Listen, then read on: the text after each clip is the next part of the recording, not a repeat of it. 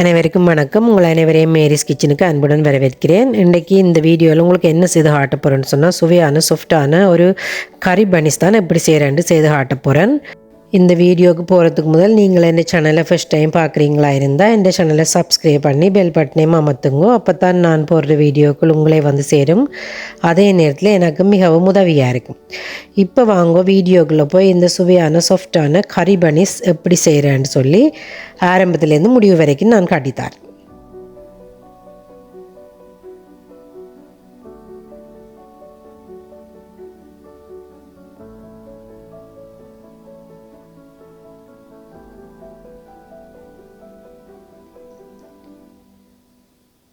இப்போ பாருங்கள், வந்து சுவையான கறி பனிஸ் செய்கிறதுக்கு 500 கிராம் மா எடுத்துக்கிறேன்,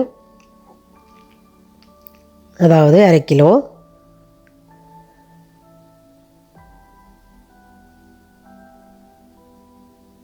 இதுக்கு தேவையான அளவு உப்பு போட்டுக்கொள்ளுவோம். உப்பு வந்து ஒவ்வொருவருடைய தேவைக்கேற்ற மாதிரி போட்டுக்கொள்ளுங்க. அதோட 8 கிராம் ஈஸ்ட் எடுத்து வச்சுக்கிறேன். ஒரு மேசக்கரண்டி சீனி எடுத்து வச்சுக்கிறேன். இப்போ இது எல்லாத்தையும் நல்லா வடிவாக போட்டு பிரட்டி எடுப்போம்.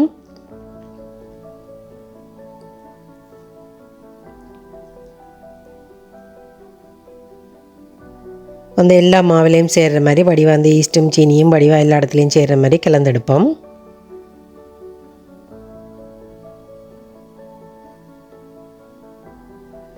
இப்போ நான் அதில் ஒரு பள்ளம் ஒன்று செய்து போட்டு ஒரு முட்டை விட போகிறேன். அதுக்குள்ள முட்டையில் வந்து நோமலாகவே கொஞ்சம் வெடுக்கு இருக்கும். அது வந்து பான்லேயோ பனஸ்லேயோ இதாண்டினா அதோட டேஸ்ட்டை குறைச்சிடும். அதனால் அந்த வெடுக்கு எடுக்கிறது முக்கியம். இங்கே பாருங்க, அந்த வெள்ளையாக சைட்டில் இருக்குத்தானே, இதைத்தான் எடுக்கிறேன் நான்.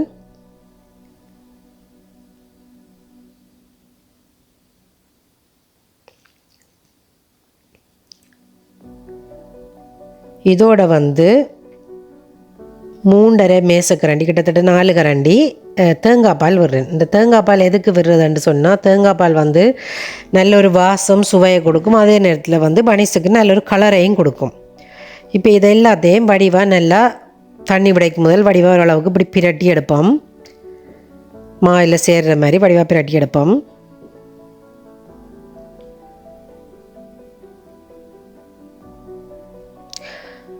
பனிஸோ பானோ அதுகள் செய்கிறதுக்கு வந்து அதிൻ്റെ முக்கியமான விஷயமே வந்து நாங்கள் எவ்வளவு தூரம் அதை வடிவாக குழைக்கிறோம்ன்றதுல தான் இருக்குது. இப்போ பாருங்கள், இதுக்கு நிகச்சூட்டளவு தண்ணி, நல்லாவும் சுடக்கூடாது நல்லாவும் குளிரக்கூடாது, ஓரளவு நிகச்சூட்டளவு தண்ணியில் 1 கப் தண்ணி எடுத்துக்கிறேன். இதை கொஞ்சம் கொஞ்சமாக விட்டு வடிவாக பிரட்டி எடுப்போம்.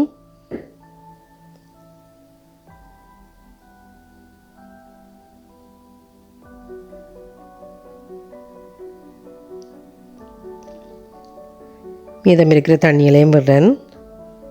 இப்போ மொத்தமாக இந்த 1/2 கிலோ மாவுக்கு எனக்கு வந்து 1 கப்பும் கிட்டத்தட்ட ஒரு 2-3 மேசக்கரண்டி அளவு தண்ணியும் தான் தேவைப்பட்டது.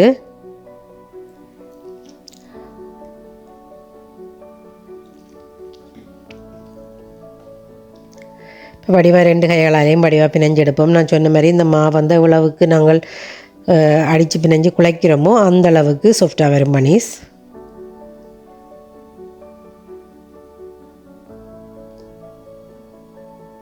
இப்போ பாருங்கோ, திருப்பி ஒரு சொட்டு தண்ணி விடுறேன். இதான் நான் சொன்ன அந்த 2-3 கரண்டி மேசக்கரண்டி தண்ணி. இதுக்கு மேலே ஒரு தண்ணியும் விட தேவையில்லை.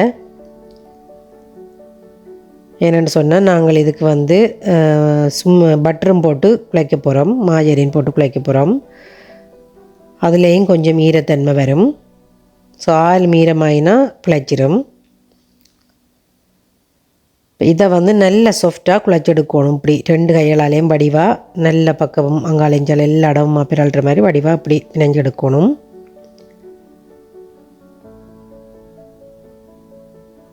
இப்போ பாருங்கள், இந்த அளவுக்கு பிரட்டி எடுத்தாச்சு.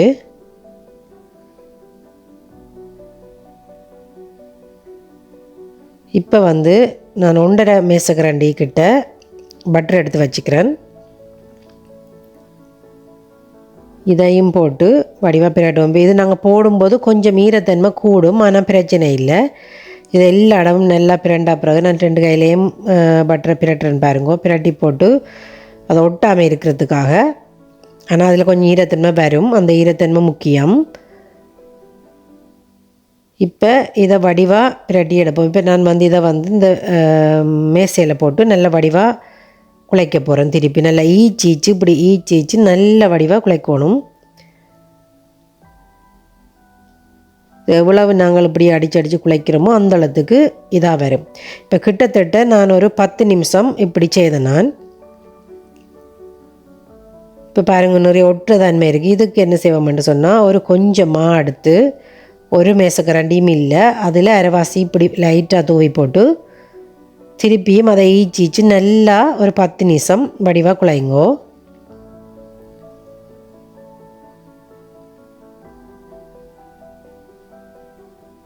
நல்லா ஈஞ்சி வரணுமா அந்த அளவுக்கு திருப்பி ஒரு 10 நிமிஷம் இப்படி வடிவாக போட்டு கைகளால் ஈச்சி செய்திங்கன்னு சொன்னால் தான் இந்த மா வந்து நல்லா பொங்கி வரும்.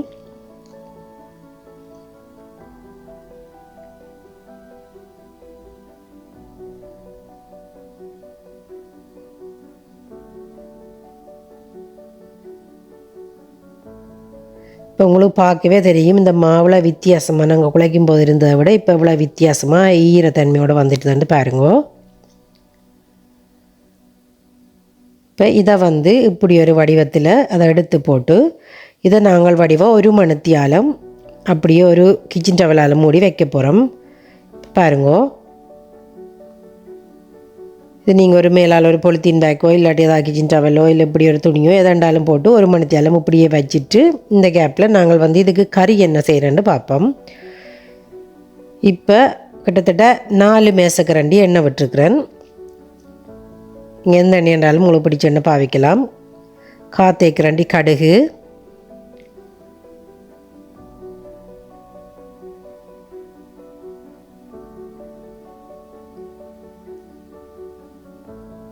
அதோட ஒரு காத்தேக்கரண்டி பெருஞ்சீரகம் போடுறேன். இது லைட்டாக கொஞ்சம் இப்படி பொரிஞ்சு வர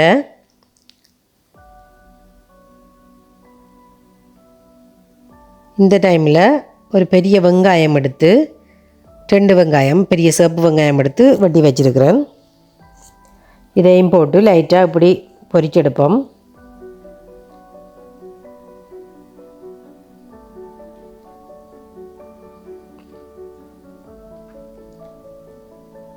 ஆளும் குட்டியாக வெட்டியில் இந்த வெங்காயத்தை ஒரு அளவாத்தான் வெட்டி வச்சுக்கிறேன். பாருங்கோ, ஒரு 10 பல்லுக்கிட்ட சின்ன உள்ளி எடுத்து அதையும் பட்டமாக இப்படி வெட்டி வச்சுக்கிறேன். அதையும் இந்த வெங்காயத்தோடு போட்டு வதக்கி எடுப்போம்.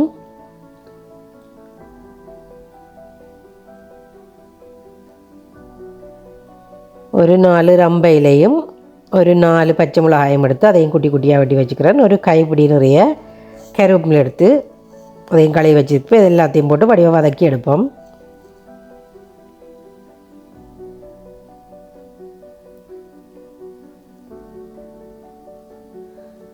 இதோட 550 கிராம் இந்த மீன் சின்மீன் எடுத்து வச்சுக்கிறேன். இது தூனா ஃபிஷ். இது நீங்கள் எதாண்டாலும் பாவிக்கலாம், உங்கள்கிட்ட என்ன இருக்கோ இதை எடுத்து. இது வந்து எண்ணெயோட வேறு 2 விதமான இது இருக்குது.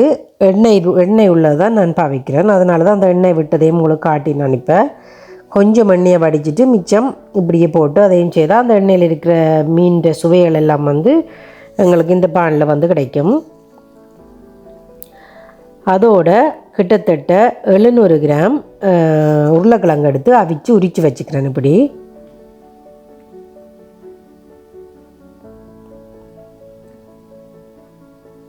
அதை பாருங்கள், இப்படி கரண்டியலாலே இப்படி மசிச்சு விடுறேன். ஆல்ரெடி இது அவிஞ்ச இது எங்களுக்கு இது நிறைய அவிய தேவையில்லை. அதனால் இப்படி இந்த அளவில் நாங்கள் அவிச்சு போட்டு வெட்டி எடுத்தா ஓகே. இப்போ பாருங்கள், எல்லாம் மசிச்சிட்டேன். இப்போ 1.5 மேசக்கரண்டி கிட்ட நறுவலான மிளகாத்தூளை நறுவலாக்கி வச்சுக்கிறேன். மிளகாயை நறுவலாக்கி வச்சுக்கிறேன். அதோட தேவையான அளவு உப்பு போட்டுக்கொள்கிறேன்.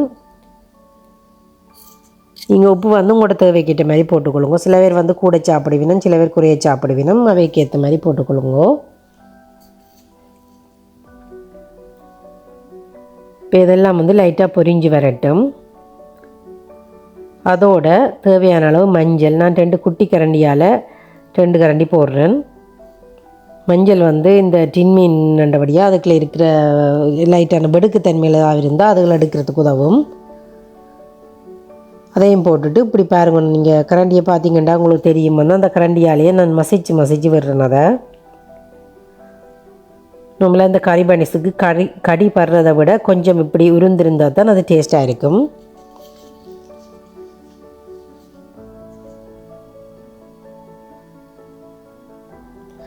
பாருங்கள், பார்க்கவே இவ்வளோ சூப்பராக இருக்குண்டு. இதோட வந்து 1.5 மேசக்கரண்டி கருப்பு மிளகு எடுத்து அதை அப்படி நறுவலாக எடுத்து இடித்து வச்சுக்கிறேன். அதையும் போட்டுறேன்.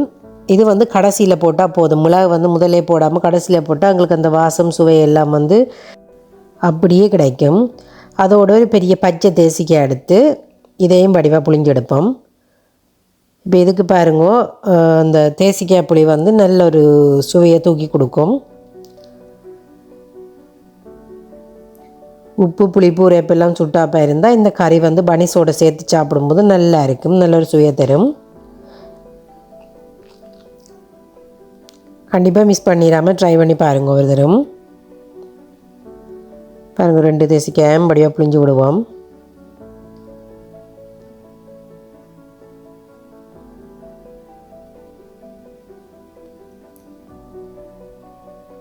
தேசிக்காய் புளி விடும்போதே நான் வந்து அடுப்பை நிப்பாட்டிடுவேன். காரணம் என்னென்னு சொன்னால் அந்த புளி விட்டால் பிறகு அவிஞ்சால் அது ஒரு வேறு டேஸ்ட் ஒன்று தரும். அதனால் அடுப்பை நிப்பாட்டிட்டு மேலால் விட்டத்தான் எங்களுக்கு அப்படியே நல்ல சுவையை தரும். இங்கே பாருங்க, இப்போ வந்து எங்களோட நல்லா 1 மணித்தியாலும் ஊற வச்சுனாங்க. அது வந்து நல்லா ஊதி எப்படி இருக்குன்னு பாருங்க. இப்போ வந்து இதை ஒரு மேசையில் எடுத்து போட்டுட்டு லைட்டாக தூவி இதை எங்களுக்கு தேவையான சைஸில் வெட்டிக்கொள்வோம். எனக்கு வந்து 1/2 கிலோ மாவுக்கு கிட்டத்தட்ட 14 பனிஸ் வந்தது.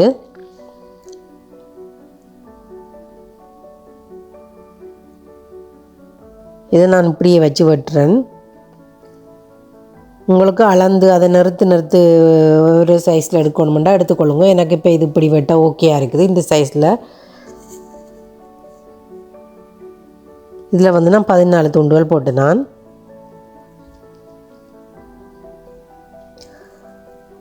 இப்போ பாருங்கள், இந்த மாவு எடுத்து இப்படி உள்பக்கத்தால் இப்படி தள்ளி அதை திருப்பி இப்படி உருண்டையாக இப்படி உருட்டி எடுத்தோம்னு சொன்னால் இந்த திருப்பியும் எங்களுக்கு பொங்கி வர்றதுக்கு நல்ல உதவியாக இருக்கும். அம்மத்தி பிணையாமல் இப்படி அந்த விரல்களை வச்சு உள்பக்கத்தால் இப்படி சுற்றி எடுத்தோம்னு சொன்னால் இந்த பனிஸ் வந்து எங்களுக்கு பொங்கி வரும்போது அதுக்கேற்ற மாதிரி பொங்கி வரும்.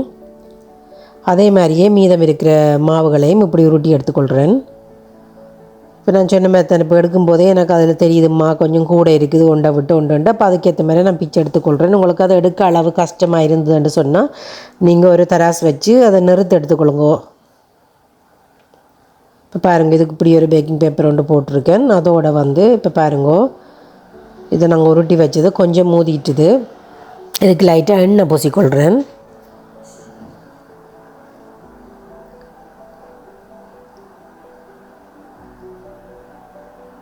இப்போ இந்தளவு சைஸில் வந்தால் ஓகே. இதுக்கு வந்து நல்ல 1.5 கரண்டி அளவில் கறி விடுறேன், கறி வைக்கிறேன். பாருங்க, உள்ளுடன் எண்ணுன்னு சொல்லலாம், கறி எண்ணுன்னு சொல்லலாம். கறி பனிஸ்தானே நான் கறி எண்ணே சொல்கிறேன்னு பாருங்க.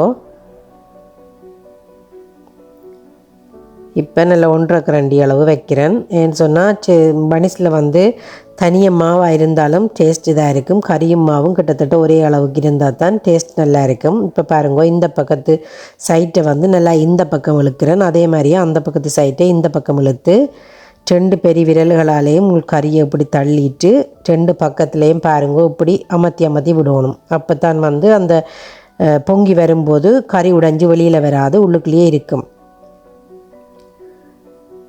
இது பாருங்க, நல்லா இன்னும் விரல்களால் சேர்த்து அமர்த்தணும். அந்த ஒன்று சேரும் வரைக்கும் நல்லா இப்படி அமர்த்தினோம்னு சொன்னால் இது நல்லா ஜாயிண்ட் ஆகி நிற்கும். பாருங்க,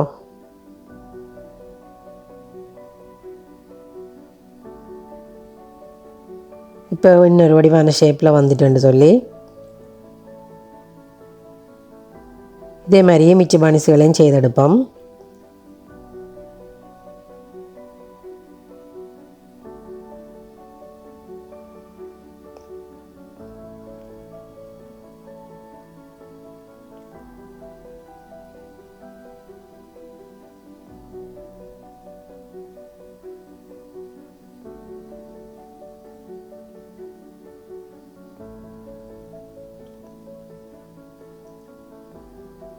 இப்போ பாருங்கள், நான் அந்த கறியை எந்த பனிஸ் எந்த ஷேப்பில் எங்களுக்கு தேவையோ அதே மாதிரியே நான் அந்த கறியையும் அப்படி அமர்த்தி எடுக்கிறேன். காரணம் என்னென்னு சொன்னால் நல்ல ஷேப்பாகவும் அதே நேரத்தில் மாவில் எல்லா இடத்துலையும் எங்களுக்கு கறி வர்ற மாதிரி அந்த பனிஸ் கிடைக்கும். பாருங்கள், 2 பெரிய விரல்களாலேயும் கறியை இப்படி தள்ளியும் ஷேப்பாக்குறேன்.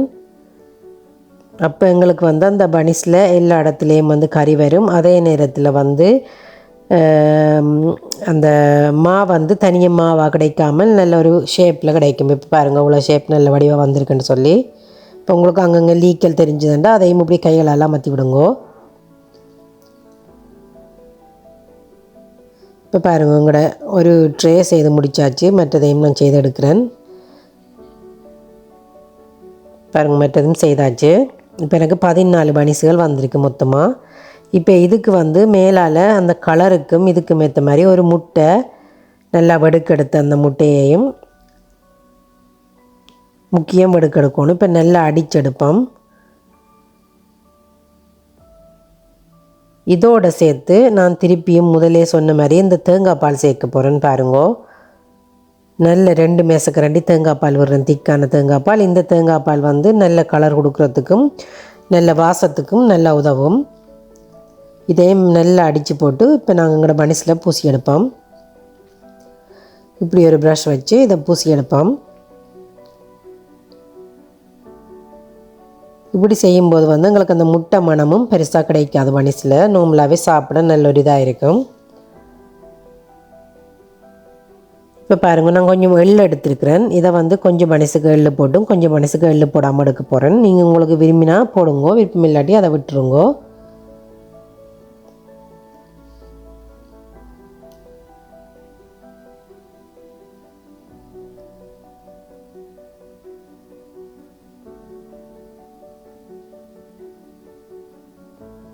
இந்த தட்டில் வந்து 4க்கு போட்டிருக்கிறேன், 4க்கு போட இல்லை. இதே மாதிரியே போட்டு எடுப்போம்.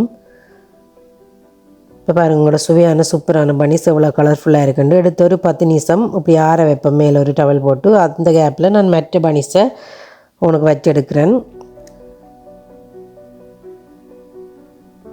இப்போ பாருங்கள், உங்களோட கறி பனிஸ் எவ்வளோ சுவையாக சூப்பராக ரெடி ஆகிட்டு பின்னுக்கெல்லாம் ஒரு இடம் பிரியாமல் நல்ல வடிவாக வந்திருக்குது.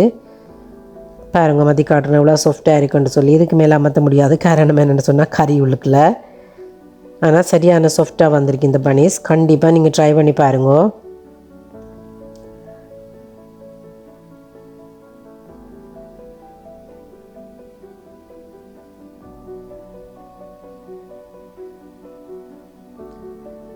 இது வந்து ஈவினிங் டீக்கு இல்லாட்டி காலமை சாப்பாட்டுக்கு இப்போ இட்லி தோசை தான் செய்யணும் இல்லை, இப்படி சாப்பாடும் காலமை சாப்பாட்டுக்கு டீயோட நல்லா இருக்கும். கண்டிப்பாக ட்ரை பண்ணி பாருங்க. இப்போ பாருங்கள், நான் உங்களுக்கு ஒரு பனிஸ் ஒன்று எடுத்து பிச்சு காட்டுறேன் உள்ளுக்குள்ளே எப்படி இருக்குன்னு சொல்லி. பார்க்கவே இவ்வளோ கலர்ஃபுல்லாக நல்லா இருக்குன்னு பாருங்க.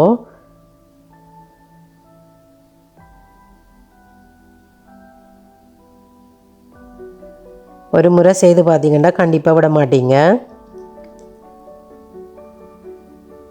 எல்லா பனிஸுமே ஒரே அளவு சைஸில் நீட்டாக வந்திருக்குது. இப்போ பாருங்கள், உங்களுக்கு கொண்டு பிச்சு காட்டுறேன். இவ்வளோ சாஃப்டாக இந்த பனிஸ் எவ்வளோ இதாக வந்திருக்குன்னு சொல்லி. அதே நேரங்களில் நிறைய கறியும் வந்து எல்லா இடத்துலையும் பிறந்து அவ்வளோ டேஸ்ட்டாக இருக்குது.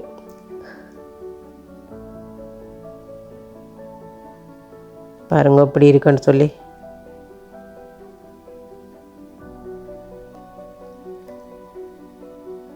பனிஸும் வந்து நல்ல சாஃப்டாகவும் நல்ல இதாகவும் இருந்தது. கண்டிப்பாக நீங்கள் ஒரு தடவை வீட்டில் ட்ரை பண்ணி பாருங்கள். ட்ரை பண்ணி பார்த்துட்டு இப்படி இருந்தேன்ட்டு எனக்கு கமெண்ட்ஸில் சொல்லுங்கள். மீண்டும் ஒரு அட்டகாசமான புது வீடியோவில் உங்களை நான் சந்திக்கிறேன். நன்றி, வணக்கம்.